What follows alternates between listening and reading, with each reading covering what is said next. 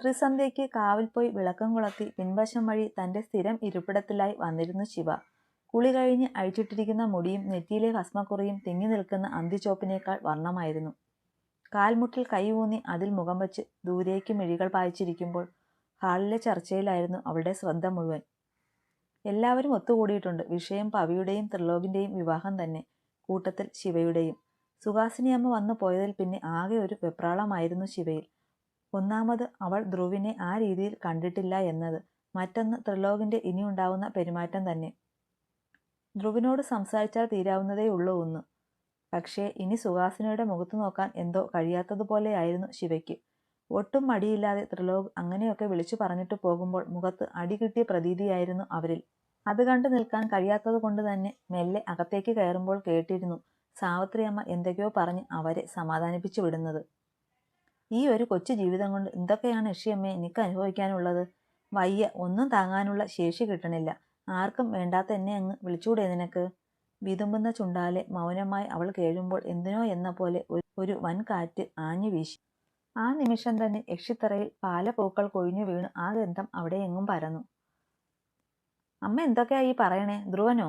ഇല്ല, ഇത് ശരിയാവില്ല. അവളെ അവിടെ വേലി കഴിപ്പിച്ചു വിടുന്നതിൽ നിക്ക് തീരെ താല്പര്യമില്ല. നിതയുടെ വാക്കുകളായിരുന്നു അത്. അതിന് ചുക്കാൻ പിടിക്കാൻ എന്നോണം ഒപ്പത്തിനൊപ്പം ഭർത്താവുമുണ്ട്. അതെ, അമ്മയ്ക്ക് അത്ര നിർബന്ധമാണെങ്കിൽ മറ്റൊരു ചെക്കനെ കണ്ടുപിടിച്ച് ഇതിനോടൊപ്പം തന്നെ അവളെ വേളിയിൽ നടത്താം. അല്ലാതെ ഞങ്ങൾക്ക് താല്പര്യമില്ലാത്ത ഒരിടത്തേക്ക് അവളെ വിടാൻ പറ്റില്ല. സേതുവും തന്റെ അഭിപ്രായം അറിയിച്ചു. അത് കേൾക്കെ സാവിത്രിയമ്മ പുച്ഛത്തോടെ ഒന്ന് ചുണ്ടുകൊട്ടി. രണ്ടുപേരുടെയും പ്രഹസനം നന്നായിട്ടുണ്ട്. പക്ഷേ അതൊന്നും ഇവിടെ വിലപ്പോകില്ല. അവളെ വളർത്തിയത് ഞങ്ങളാണ്. അപ്പോൾ ആ ഞങ്ങൾ തീരുമാനിക്കും അവളെ ആർക്ക് കൊടുക്കണമെന്ന്. അല്ലാതെ മറ്റൊരാളും ഇതിൽ അഭിപ്രായം പറയണം എന്നില്ല. പിന്നെ അവൾക്ക് സമ്മതാച്ചാൽ ഞങ്ങൾ നടത്തും ഈ വേളി. ധ്രുവൻ അവളെ പൊന്നുപോലെ നോക്കുകയും ചെയ്യും. അവൾക്കൊരു നല്ല ജീവിതം കിട്ടുമെന്നായപ്പോൾ നോവുന്നുണ്ടല്ലേ നിനക്കൊക്കെ? അറിയാത്തത് കൊണ്ട് ചോദിക്കുക. വേണ്ടെങ്കിൽ പിന്നെ എന്തിനാ അതിനെ ജനിപ്പിച്ചത്? പണ്ടേക്ക് പണ്ടേ കൊന്നു കളയുന്നതായിരുന്നില്ലേ ഇതിനേക്കാൾ ഭേദം? സാവിത്രിയമ്മ കോപം കൊണ്ട് പൊട്ടിത്തെറിക്കുമ്പോൾ സേതുവിന്റെയും നിതയുടെയും മുഖം വിളറി വെളുത്തു. എന്നാൽ അകത്തിരുന്നവളുടെ മിഴികൾ മാത്രം നിർത്താതെ പെയ്തുകൊണ്ടിരുന്നു. എല്ലാവരോടുമായി പറയുക, നന്ദൂട്ടന്റെയും പവിയുടെയും വിവാഹം നടക്കുമ്പോൾ തന്നെ അതേ മണ്ഡപത്തിൽ വെച്ച് എന്റെ കുട്ടിയുടെ വേളിയും ഞങ്ങൾ നടത്തും. അതിലെന്തേലും കുത്തിത്തിരിപ്പോ മുടക്കമോ ഉണ്ടാക്കാൻ ശ്രമിച്ചാൽ എല്ലാം പിന്നെ ഈ തറവാടിന് പുറത്തോ? എല്ലാവരെയും നോക്കി രൂക്ഷമായി അത്രയും പറഞ്ഞുകൊണ്ടവർ അവിടെ നിന്ന് പോകുമ്പോൾ ഓരോരുത്തരും പരസ്പരം ഒന്ന് നോക്കി. തമ്മിൽ നോക്കിയിട്ട് ഒന്നും ഒരു കാര്യവുമില്ല. നിങ്ങൾ ഇതിൽ ഇടപെടാതെ ഇരിക്കുന്നതാകും ബുദ്ധി. കാരണം അച്ചമ്മ ഇടഞ്ഞാൽ പിന്നെ എന്താ ഉണ്ടാവുക എന്ന് അറിയാലോ. പിന്നെ അവൾ ആരെ കെട്ടിപ്പോയാലും നമുക്കെന്താ? ഒഴിഞ്ഞു പോകുമല്ലോ ഇവിടെ നിന്ന്. എന്തായാലും ലാഭം നമുക്കാ. പ്രായത്തിൽ ചെറുപ്പമാണെങ്കിലും ഇഷ ആ പറഞ്ഞതാണ് ശരിയെന്നത് ഒരു നിമിഷം എല്ലാവർക്കും തോന്നി. വരട്ടെ, സമയമുണ്ടല്ലോ, നോക്കാം. പലതും കറങ്ങി തിരിഞ്ഞു വരാൻ അധികമൊന്നും വേണ്ടല്ലോ. അതുകൊണ്ട് ഇപ്പോഴേ ആലോചിച്ച് തല പുണ്ണാക്കേണ്ട. എന്തൊക്കെ അർത്ഥം പറഞ്ഞുകൊണ്ട് അശോക് എഴുന്നേറ്റ് പോകുമ്പോൾ ഓരോരുത്തരും ഓരോ വഴിക്കായി പിരിഞ്ഞു. നിലാവ് വിരിയുന്ന ശോഭയിൽ തെളിഞ്ഞു നിൽക്കുന്ന ആകാശത്തെ ചന്ദ്രബിംബത്തിൽ മിഴികൾ പായിച്ചിരിക്കുമ്പോൾ എന്തിനോ അവളുടെ ഉള്ളം തേങ്ങുന്നുണ്ടായിരുന്നു. വീശിയടിക്കുന്ന കാറ്റിന്റെ തണുപ്പിൽ അവൾ മെല്ലെ എഴുന്നേറ്റു. പെട്ടെന്ന് ഒരു ഉൾവിളി പോലെ തോന്നി അവൾക്ക്. പിന്നെ ഒന്നും ഓർക്കാതെ മെല്ലെ ഒരിടം ലക്ഷ്യം വെച്ചവൾ നടന്നു. ചുറ്റും നിറഞ്ഞു നിൽക്കുന്ന ഇരുട്ടിൽ ഭയമേതും തോന്നിയില്ല അവൾക്ക്. ഒരുപക്ഷെ ഉള്ളിലിരുന്ന് ആരോ ധൈര്യം കൊടുക്കും പോലെ അവൾ മുന്നോട്ട് നടന്നു. ഒടുവിൽ അവളുടെ കാലുകളുടെ ചലനം അവസാനിച്ചത് തന്റെ യക്ഷിയമ്മയ്ക്ക് മുന്നിലാണ്. നിലാവ് പരന്നു കിടക്കുന്ന ആ കൽത്തറയ്ക്ക് മുന്നിൽ അവൾ നിലയുറപ്പിക്കുമ്പോൾ ഉള്ളിൽ ഒരു തണുപ്പ് പടരുന്നതായി തോന്നി ശിവയ്ക്ക്. ഇപ്പോഴും കെടാത്ത ആ കൽവിളക്കിലെ നറുതിരി വെട്ടം ഒരു വജ്രം കണക്കെ തിളങ്ങി നിന്നു. ശിവ! തൊട്ടു പിന്നിൽ നിന്നുള്ള ആ പതിഞ്ഞ സ്വരം ചെറു രോമകൂപങ്ങളെ പോലും വിറപ്പിക്കുന്ന തരത്തിലുള്ള ആ വിളിയിൽ ഒരു ഞെട്ടലോടെ അവൾ തിരിഞ്ഞു നോക്കി. ഇഞ്ചോടിഞ്ച് വ്യത്യാസത്തിൽ ചേർന്ന് നിൽക്കുന്ന ത്രിലോകിനെ കണ്ടവൾ ഞെട്ടലോടെ പിന്നിലേക്ക് വേച്ചു പോകും മുന്നേ ആ കൈകൾ അവളുടെ ഇടുപ്പിലൂടെ വട്ടം പിടിച്ച് അവനോട് ചേർത്തു. ശരീരം ആകെ മൊത്തം ഒരു തണുപ്പ് കടന്നു പോകും പോലെ തോന്നി അവൾക്ക്. നിലാവിൽ തിളങ്ങുന്ന ആ തീഷ്ണമിഴികളിൽ നിറഞ്ഞു നിൽക്കുന്ന വികാരം അവൾ തിരയുമ്പോൾ ഒരു വേള നിരാശയായിരുന്നു ഫലം. തൊട്ട് തലോടി കടന്നുപോയ കാറ്റിന്റെ കുളിരിൽ അവൾ സ്വയം അറിയാതെ അവനിലേക്കൊന്ന് ചേർന്നു പോയി. ഇവിടെ നിനക്ക് ഒരുപാട് പ്രിയപ്പെട്ടതാണല്ലേ ശിവ? പല ഓർമ്മകളും നീ സ്വയം കുഴികുത്തി മൂടിയ ഇടം.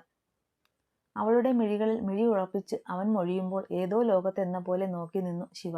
ദേഹം മാത്രമായിരുന്നു അവളുടേത്, ദേഹി മറ്റാരുടെയോ. ത്രിലോക് വല്ലാത്തൊരു പുഞ്ചിരിയോടെ അവളെ ഇരു കൈയിലുമായി കോരിയെടുക്കുമ്പോൾ ഒരു ഞെട്ടലും അവളിൽ ഉണ്ടായിരുന്നില്ല എന്നതായിരുന്നു സത്യം. ത്രിലോക് അവളെയും കൊണ്ട് ആ കാവ് കടക്കുമ്പോഴും ആ യക്ഷിത്തറ കൂടുതൽ മിഴിവോടെ തിളങ്ങുന്നുണ്ടായിരുന്നു. നിമിഷങ്ങൾ കൊഴിയുമ്പോൾ വിണ്ണിലെ ചന്ദ്രൻ മേഘങ്ങൾക്ക് പിന്നിലായി അഭയം പ്രാപിച്ചു. കാറ്റ് ആഞ്ഞു വീശി മരങ്ങളെ ആടി ഉലയിച്ചു. പാലപ്പൂക്കൾ കൊഴിഞ്ഞു വീണ് സുഗന്ധം പരത്തി. പിറ്റേന്നത്തെ പ്രഭാതം മുതൽ ശിവ മറ്റൊരു ശിവയായിരുന്നു അത്. ആരോടും ഒന്നും മിണ്ടാതെ തൻ്റെ റൂമിൽ മാത്രം അവൾ ഒതുങ്ങിക്കൂടി. പുറത്തേക്ക് ഇറങ്ങുകയോ സ്ഥിരം പണികളിലേക്ക് കടക്കുകയോ ഒന്നും അവളുടെ ഭാഗത്തു നിന്ന് ഉണ്ടായില്ല. ആരാരും അത് കണക്കിലെടുത്തില്ല എങ്കിലും സാവിത്രിയമ്മ അവളോട് കാര്യമായി തിരക്കിയില്ല. പക്ഷേ മൗനമായിരുന്നു അവളുടെ മറുപടി. റൂമിൽ നിന്ന് ഇറങ്ങാതെയുള്ള അവളുടെ ആ അടച്ചിരിപ്പ് തറവാട്ടിൽ ഒരു സംസാര വിഷയം തന്നെ കുറിപ്പിച്ചു. ധ്രുവുമായുള്ള വിവാഹത്തിൻ്റെ താല്പര്യക്കുറവാകും എന്ന് സാവിത്രിയമ്മയും വാര്യരും ആദ്യമൊക്കെ കരുതിയെങ്കിലും പിന്നെ അതല്ല എന്ന് അവർക്ക് തോന്നി. ഒടുവിൽ കുടുംബാംഗങ്ങളുടെ നിർദ്ദേശപ്രകാരം ശിവയെ കുറ്റവിചാരണ ചെയ്യാൻ തീരുമാനിച്ചു. സാവിത്രിയമ്മയുടെ വിളിയിൽ റൂമിലിരുന്ന ശിവ പുറത്തേക്ക് ഇറങ്ങുമ്പോൾ കണ്ടു ഹാളിലിരിക്കുന്ന എല്ലാ മുഖങ്ങളും. അവൾ ഒരു സൈഡിലായി തലതാഴ്ത്തി നിന്നു. എല്ലാവർക്കും മുന്നിൽ ഒരു കുറ്റവാളിയെപ്പോലെ തലകുനിച്ചു നിൽക്കുന്നവളിലായിരുന്നു എല്ലാ മിഴികളും ഒരുപോലെ വന്ന് തറഞ്ഞു നിന്നത്. സ്വന്തം അച്ഛനമ്മമാർ ഉൾപ്പെടെ എല്ലാ മുഖങ്ങളിലും പുച്ഛവും പരിഹാസവുമായിരുന്നുവെങ്കിൽ ഇരുമിഴികൾ മാത്രം മറ്റൊരു ഭാവത്തിൽ അവളിൽ തറഞ്ഞു നിന്നു. ഒന്ന് ത്രിലോകിൻ്റെയും മറ്റൊന്ന് ധ്രുവിൻ്റെയും. മുത്തശ്ശി, ഇവളെ ചോദ്യം ചെയ്യുന്നതിന് മുന്നേ നിക്ക് ശിവയോട് തനിച്ച് സംസാരിക്കണം. പ്ലീസ്, അതിന് നിങ്ങൾ അനുവദിക്കണം. ധ്രുവ് മുന്നോട്ട് വന്ന് സാവിത്രിയമ്മയുടെ അനുവാദം ചോദിക്കുമ്പോൾ അവർ തൻ്റെ ഭർത്താവിനെ ഒന്ന് നോക്കി. എന്നാ അങ്ങനെ ആയിക്കോട്ടെ. അയാൾ അവനുള്ള അനുവാദം കൊടുക്കുമ്പോൾ ധ്രുവ് ആരെയും നോക്കാതെ ശിവയ്ക്കരികിലേക്ക് വന്ന് അവളുടെ കയ്യിലും പിടിച്ച് പുറത്തേക്ക് കടന്നു. ത്രിലോകിനെ പാസ് ചെയ്തു പോകുന്നതിന് മുന്നേ ശിവ തൻ്റെ മിഴികൾ ഉയർത്തി നോക്കുമ്പോൾ കാണുന്നത് തന്നെയും തൻ്റെ കയ്യിലേക്കും കൊല്ലാൻ പാകത്തിന് കലിയോടെ നിൽക്കുന്നവനെയാണ്. ആ അവസ്ഥയിലും വിറച്ചുപോയി അവൾ. എന്നാൽ ധ്രുവ് അതൊന്നും ശ്രദ്ധിക്കാതെ അവളുടെ കൈയും പിടിച്ച് മുറ്റത്തേക്ക് ഇറങ്ങി. ശേഷം തുളസിത്തറയ്ക്ക് മുന്നിലായി കൊണ്ടു നിർത്തി. എന്താ ശിവ, എന്താ നിന്റെ ഉദ്ദേശം? എന്തിനു വേണ്ടിയാ, ആർക്ക് വേണ്ടിയാ നിന്റെ ഈ പുതിയ രീതികളെന്ന്? നിനക്ക് പറയാൻ ഉദ്ദേശമില്ലെങ്കിൽ ഞാൻ പറയാൻ ത്രിലോക്. അവനല്ലേ നിന്റെ ഈ മാറ്റത്തിന് പിന്നിൽ? വെട്ടിത്തുറന്ന് ധ്രുവ് അങ്ങേയറ്റം കോപത്തോടെ അവൾക്ക് മുന്നിൽ നിന്ന് ശബ്ദമുയർത്തുമ്പോൾ ആദ്യമായി കാണുന്ന അവൻ്റെ സ്വഭാവത്തിൽ ഞെട്ടി വിറച്ചുപോയി അവൾ. എന്താ, അല്ലാന്ന് പറയാൻ കഴിയുമോ നിനക്ക്? എങ്കിൽ നിന്റെ മുഖത്ത് നോക്കി പറയുന്നേ. അവളിലെ മൗനം കണ്ട് വീണ്ടും അവൻ ചോദിച്ചു തീരും മുന്നേ ശിവ പൊട്ടിക്കരഞ്ഞുകൊണ്ട് അവൻ്റെ കാൽക്കൽ വീണു. ഒരു വേള അവനൊന്ന് ഞെട്ടി. എന്നോടൊന്നും ചോദിക്കരുതേട്ടാ, നിക്കൊന്നും പറയാനില്ല. ദയവ് ചെയ്ത് ഇവിടെ നിന്നൊന്ന് പോയിത്താ. അവളുടെ കരച്ചിലും ആ വാക്കുകളും അവൻ്റെ നെഞ്ചുലയ്ക്കുമ്പോൾ ധ്രുവ് അവളെ ചേർത്ത് പിടിച്ചെഴുന്നേൽപ്പിച്ചു. എന്തൊക്കെയാ മോളെ നീ പറയണേ? വാക്കുകൾ കൊണ്ട് എന്നെ ഇങ്ങനെ കൊല്ലല്ലേ നീ. എന്തുണ്ടെങ്കിലും നിനക്ക് എന്നോട് പറയാൻ പാടില്ലേ? ഞാൻ ജീവനോടുള്ള കാലം വരെ ഒറ്റയ്ക്ക് നീറേണ്ട നീ. ഈ ഉള്ളിലിട്ട് എരിയുന്ന കനൽ എന്തായാലും ഇന്ന് എനിക്ക് അറിയണം. പറഞ്ഞേ മതിയാകൂ നീ. വാശിയോടെയുള്ള വാക്കുകളായിരുന്നു അവൻ്റേത്. ഇല്ല, എനിക്ക് കഴിയില്ല. എന്നോട് ഏട്ടൻ ഒന്നും ചോദിക്കരുത്. പറഞ്ഞാൽ ഏട്ടൻ എന്നെ വെറുക്കും. അതുകൂടെ താങ്ങാനുള്ള ശേഷി എനിക്കില്ല. അത്രയ്ക്ക് ചീത്തയാ ഞാനിപ്പോ. കരഞ്ഞുകൊണ്ടുള്ള അവളുടെ വാക്കുകൾ അവനിൽ എന്തെന്നില്ലാത്ത സംശയത്തിന് ഒപ്പം ഞെട്ടലും തീർത്തു.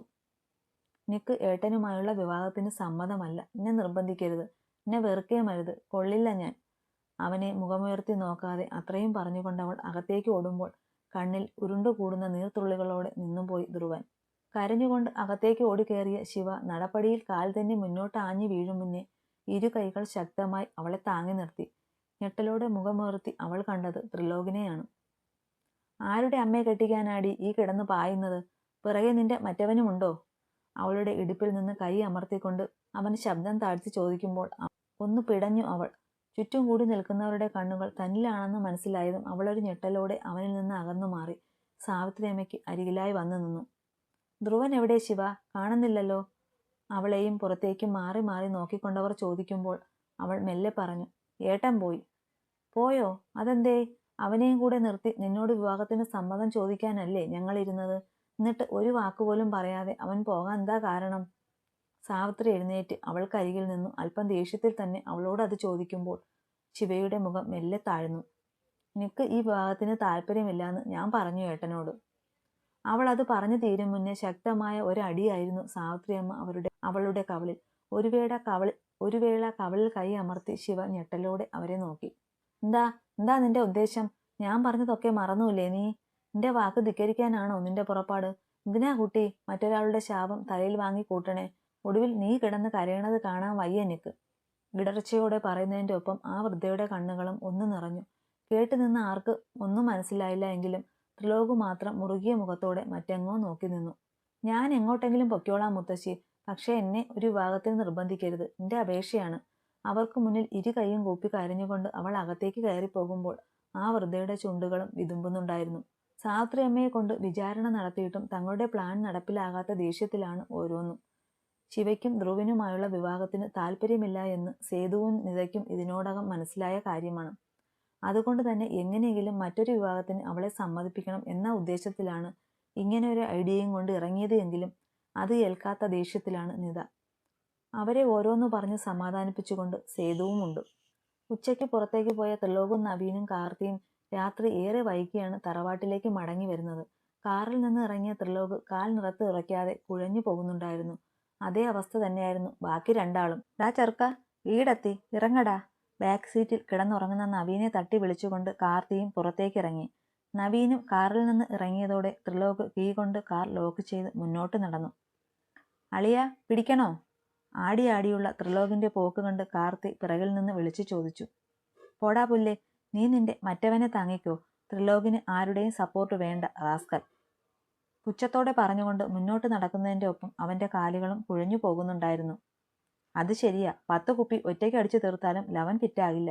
കണ്ടില്ലേ പടക്കുതിരയെ പോലെ പോകുന്നത്. പോയി ആ പാവം പെങ്കൊച്ചിന്റെ നെഞ്ചത്ത് കയറാനാണ് തെണ്ടി. കാർത്തി, നീ എന്നെ താങ്ങിക്കോ, ഇല്ലെങ്കിൽ ഞാനിപ്പോ താഴെ പോകുമടാ. അത് കേട്ട് കാർത്തി ചിരിയോടെ നവീനെയും ചേർത്ത് പിടിച്ച് മുന്നോട്ട് നടന്നു. സമയം 11 അടുപ്പിച്ച് ആയിട്ടുണ്ട്. അതുകൊണ്ട് തന്നെ എല്ലാവരും കിടന്നിരുന്നു. അവർ സ്പെയർ കീ കൊണ്ട് ഡോർ തുറന്ന് അകത്തേക്ക് കയറി. ഹാളിലെ ലൈറ്റ് ഓണാക്കി ത്രിലോക് നേരെ നോക്കിയത് ശിവയുടെ റൂമിലേക്കാണ്. അളിയന്മാർ പൊയ്ക്കോ, ഞാൻ എൻ്റെ പെണ്ണിനെ ഒന്ന് കാണട്ടെ. ത്രിലോക് തൻ്റെ താടി ഒന്ന് ഒഴിഞ്ഞുകൊണ്ട് അത് പറയുമ്പോൾ അവൾ പരസ്പരം ഒന്ന് നോക്കി. അല്ല അളിയ, നിന്റെ പെണ്ണ് എന്ന് പറയുമ്പോൾ അത് പവിയല്ലേ, അവൾ മുകളിലല്ലേ?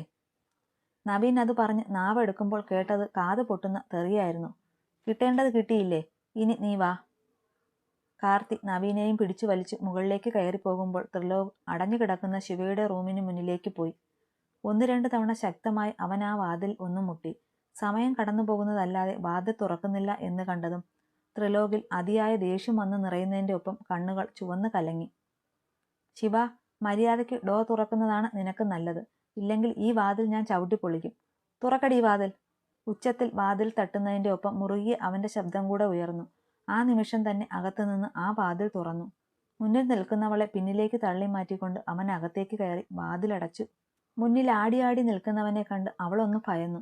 ചുവന്നു കലങ്ങിയ ആ കണ്ണുകളും മുറുകിയ മുഖവും അവന്റെ ഉള്ളിലെ ദേഷ്യത്തെ എടുത്തു കാണിക്കുന്നവ ആയിരുന്നു. Light ice blue colour shirt വിയർപ്പിൽ കുതിർന്ന് അവന്റെ ഉറച്ച ദൃഢമായ ശരീരത്തിൽ ഒട്ടിക്കിടക്കുന്നു. പിരിച്ചു വച്ചിരിക്കുന്ന മീശയും കുറ്റിത്താടിയും അതിന് നടുവിലായി കാണുന്ന ചുവന്ന ആദരങ്ങളും അവനിലെ പൗരുഷം ഉണർത്തുന്നവയായിരുന്നു. നീ ഉറങ്ങാതെ എനിക്ക് വേണ്ടി വെയിറ്റ് ചെയ്യുകയായിരുന്നോ?